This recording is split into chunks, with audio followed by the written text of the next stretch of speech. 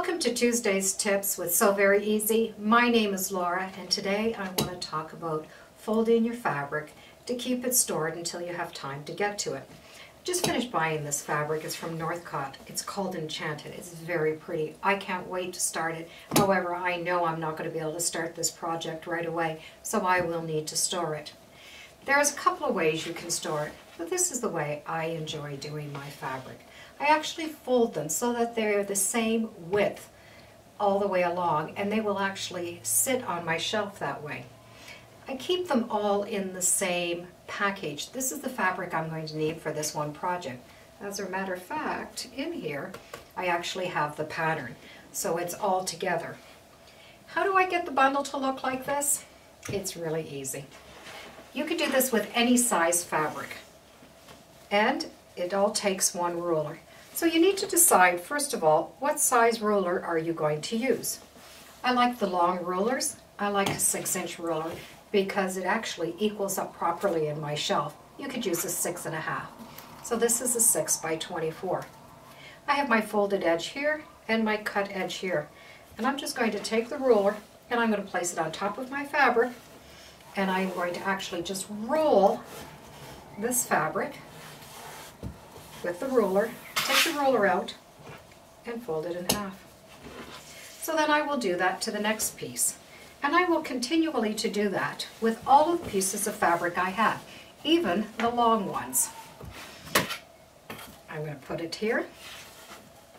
And if you just hold it here as you start to turn right away, you only need to hold it once. And then after that, it's very easy. You're just going to flip the ruler.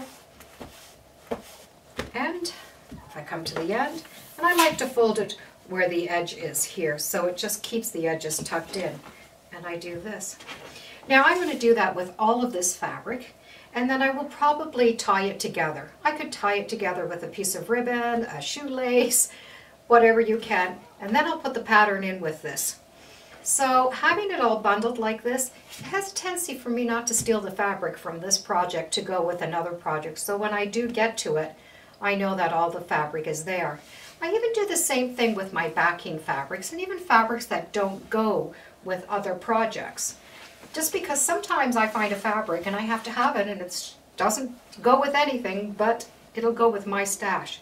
Now these are 3 stacks of fabric here that I'm going to have for backs. And it's a lot of fabric, but as you can see, I still use the same method. And they will all fit on my shelf. And by doing this, you can actually see the colors at a glance.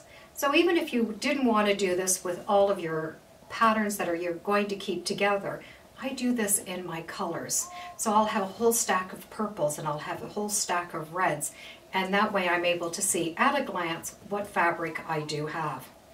It's just a different idea of storing your fabric. I like them because they fit perfectly all on my shelf. Just a thought. If you want, give it a try. Let me know what you think. Thanks for joining me, and I'll talk to you soon. Bye now.